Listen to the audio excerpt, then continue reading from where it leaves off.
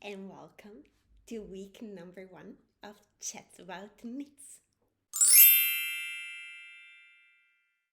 Hi, so my name is Silvia, and I would like to take this little moment, this little space to chat with you about knits. So, I have one friend that I meet more or less regularly, and we knit together. But I would love to have a bigger community, like to discuss these things, maybe chat about obstacles that we found, things that we've learned while we're working on.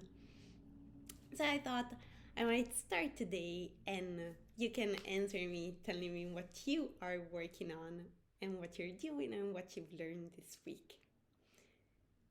So I'm gonna start showing you what I'm wearing today, which is not my sweater. I didn't make this one on my own, but it's like this little headband. So this is called the Pin Me Up headband, and I knitted it by following a pattern by Chantal of Knitude. This is like awesome if you need a quick win because it whips up super quickly. Major satisfaction. I'm wearing it already, even though you might notice here in the corner I didn't weave my ends in, but I thought if I would tuck it a bit under, and my hair today is pretty wild, so I thought they might get like concealed into the wilderness of my head today. I like it very much. And this is it. I'm gonna link to her pattern that you can find for free on Reverie, and it links to her website. So if you're not using Reverie, you can find it anyway.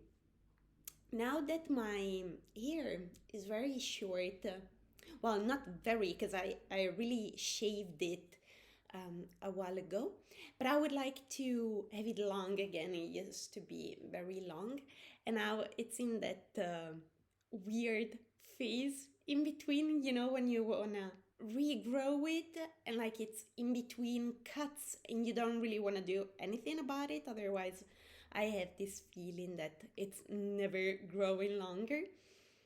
But then every day it's a surprise. So I like to have a whole variety of scarves, headbands, and things that I can put like on my head to well, not really to tame it, just because it's not gonna happen essentially, but like to change it up a bit and make it look like I do have look about it.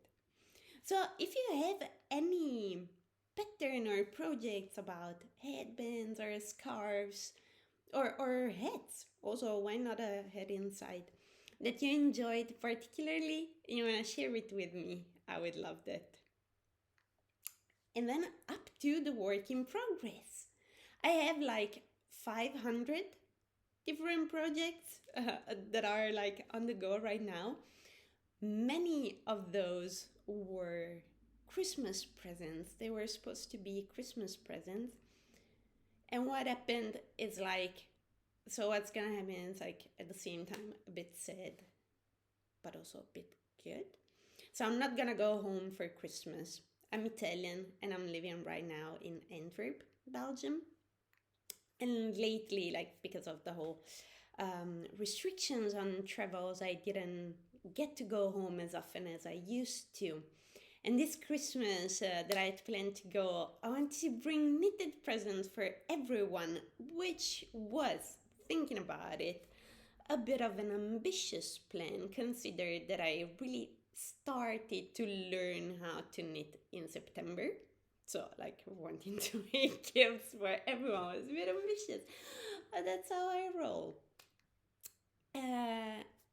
Well, in the end, turns out that this Christmas I'm not gonna go home, which is a bit sad because, of course, I'm not gonna see anyone in my family. But it's also a bit good because I literally managed to finish 0 of the presents that were on my list. So maybe though I'm not gonna show you those because I still plan on finishing them. Let me see if this is still recording. Let's hope so. I'm still planning on finishing them. So, just gonna keep them on the side for a moment, and then maybe I will show you in the future when they're ready. But one thing that I was knitting for myself as a test knit, so to say, before I would knit it for everyone else, was like, ta-da! Socks! I am so proud of this little thing. You don't know how many, like, knitting and frogging this little cuff and beginning of leg is taken.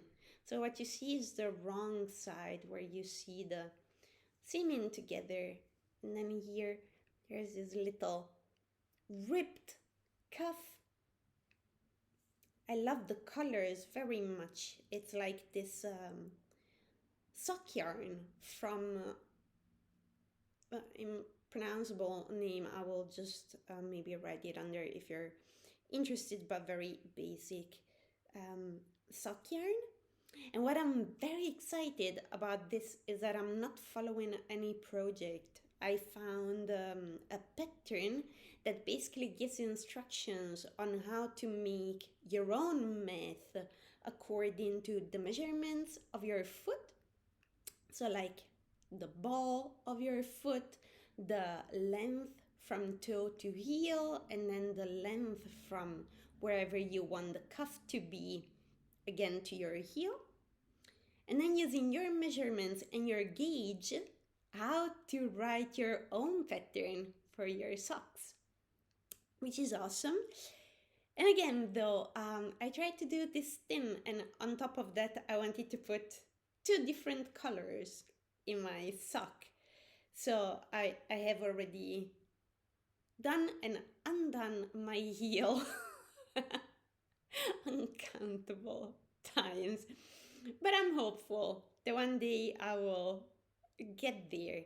And this is the sock that I used to enter this knit along that we're doing with the wonderful ladies at Make Good Podcast. They also have a yarn shop that is called Scratch Supply.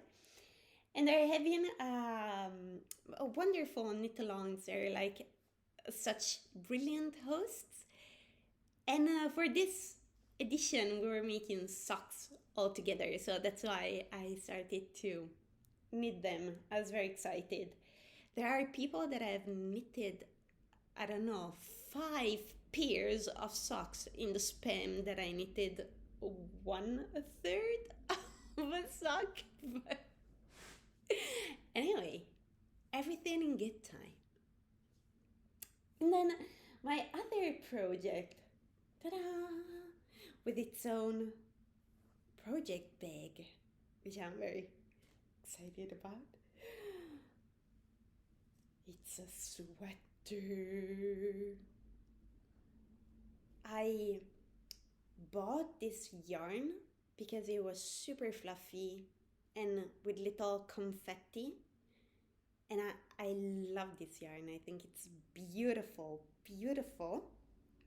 I didn't consider that maybe though it might not be the best yarn to start knitting, like fluffy, fuzzy yarn with confetti, which is like very difficult to read, basically unfroggable and unseamable, which let's just say I like myself giving a fair amount of challenges. But here it is. So it's all ready. I have the front and the back that I seam together, you might notice, without leaving any space for a sleeve. But yeah, I will probably never forget it again because now, as I was saying, I have to unseam it. So here's the front and back. I wanted it to be cropped It might be a bit longer than I wished, but we will see how it looks once it's on. And here are the sleeves.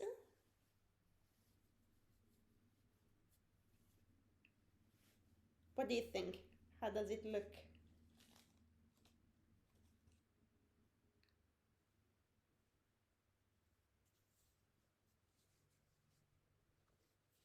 Ecco.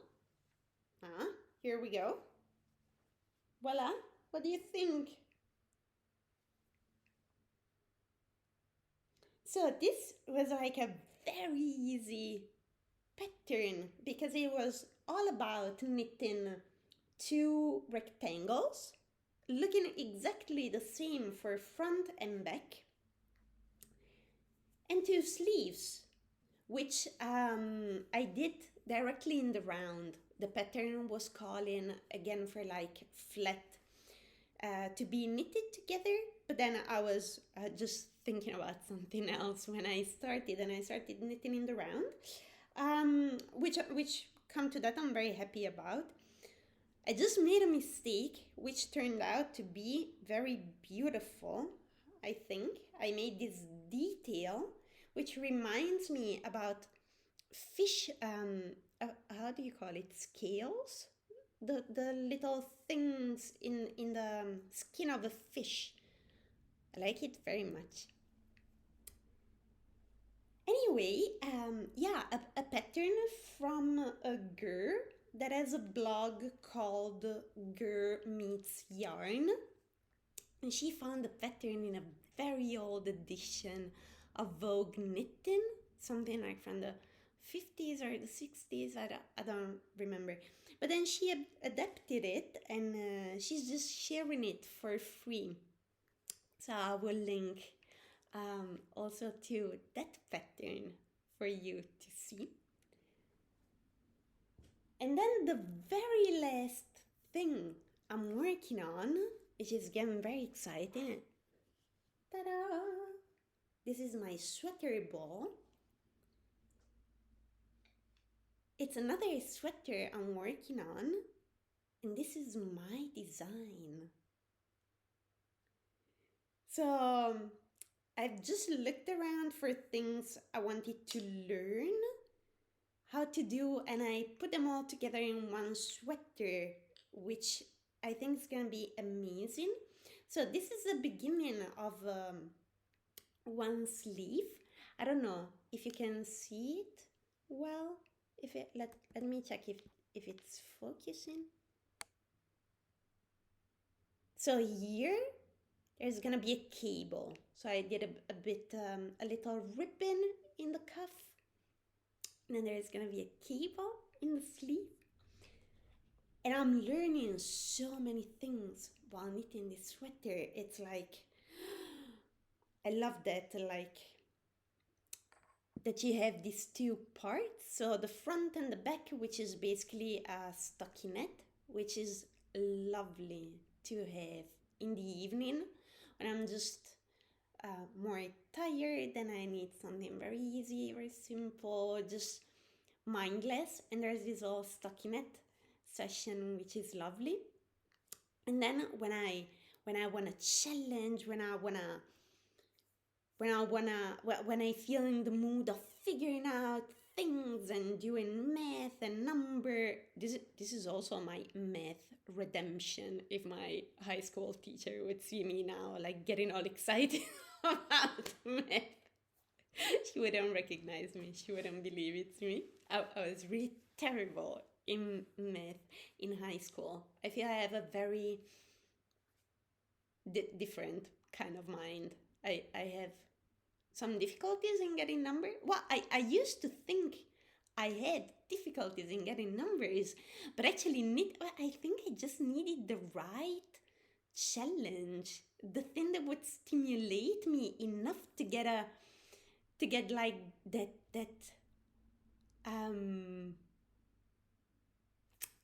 I'm missing the word, but like that interest in numbers. And that is knitting. So when I feel like having that kind of challenge, then I'm turning to my knit, to my sleeve, where I'm doing the cable and I have to do different kind of measurements and stuff. So it's very exciting. And the yarn that I'm using for that is baby alpaca from We Are Knitters, which is beautiful. It's so soft. It's so soft. And it's so slippery. I think the name of this sweater will be my gray slippery sweater, because that's how it's been referred to on a daily basis. Alpaca is so slippery, and I don't even have iron needles. Luckily, otherwise I don't think I would manage to knit with it. But what that pushed me to do, so I learned to knit on my own, like watching videos and reading instructions. And I used to throw, so like holding my working yarn with my right hand, what it's also called English knitting style. But then with this yarn, it was just not possible, because I would completely let go of my right needle every time I had to throw the yarn. And with this soft, beautiful yarn, but that is so slippery, so many times my needle would just slip off, and like stitches would get undone, like a whole mess. So I learned Continental knitting. That was on my dream list of things I wanted to learn. And somehow I couldn't manage. I just couldn't manage. I couldn't figure it out. But it's like I didn't get obsessed with it. But I didn't even let it go completely. So sometimes I would just try again. A bit defying this theory of Einstein that like it's crazy to keep on doing the same thing and expecting different results. That's basically what I was doing. I kept on trying in what I feel was always the same way, but apparently it wasn't, because on one magical day it just happened. I was knitting Continental.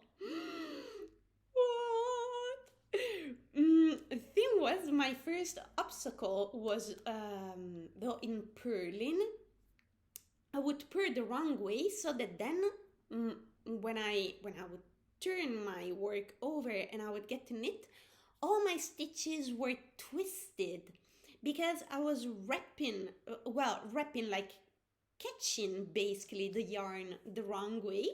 But then little more figuring out, and then it just happened. And I'm so happy. I was like, the revolution in my work. Unbelievable. Good. So the last thing I would like to show you, it's actually a crochet work. I also crochet from time to time. Like when I've been knitting for a long time, then I feel like I would like to do a bit of crocheting. And this came right, and I'm gonna take you for a little tour of my house. I'm gonna try to avoid to show you the whole mess. But ta-da! That's our Christmas tree. And these are crochet snowflakes. Aren't they the cutest thing? So I made them. I hope this thing didn't get you dizzy. I made them using a video tutorial from Expression Fiber Arts. I found the video tutorial to be much better than the written instructions. Maybe just me being more of a visual learner.